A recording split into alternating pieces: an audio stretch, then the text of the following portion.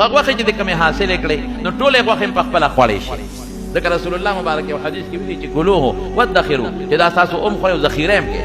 یو کال یې پابندي لګولې وه چې 3 ورځو نه زیات به د قربانۍ غوښې نه خوري، خو بیا هغه حکم منسوخ شوی دی. نو که ټوله غوښه په فرج کې سنبالې او ټوله خورې نو قربانۍ ته دې پې نقصان نه رسي. خو زموږ فقهاو لیکلي دي چې 3 ځایه کا یو عیسا په خپله وخوره او په خپلو بچو باندې دې وخوره، ځان له یې وچولم چې فرج کې مې ښودی شي.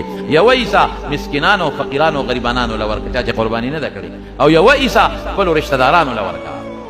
دا فقهاو یو بهتره طریقه د صدقې ښودلې ده. نور که ټوله قرباني دې مساتله نو څه فرق پې نه پرېږدي، ټوله دې ځان سره کېښوده نو فرق پې نه پرېږدي. د قربانۍ د څاروي هغه چې کومه رسۍ ده اب هم خیرات کې، کم زل پې د پاسه پروت دی اب هم خیرات کې. او که قربانۍ د څاروي واخېست او پی یې کولو، پی به ترې نه هلې یخې اوبه به راوالې په غولانځ به راترمتیا کوه، نو هغې سره هغه پی کلک شي او غولانځ درد نه کوي. او که ډېر څاروي تنګ و پی یې بالفرض واخېستله نو یا خو دا وکړه چې هغه پی واپس دې څاروي ته په بوسو کې واچوه چې ویسکي، او یا غریب له ورکه او صدقه او خیرات یې کا، خو په خپل استعمال کې به نه راولې.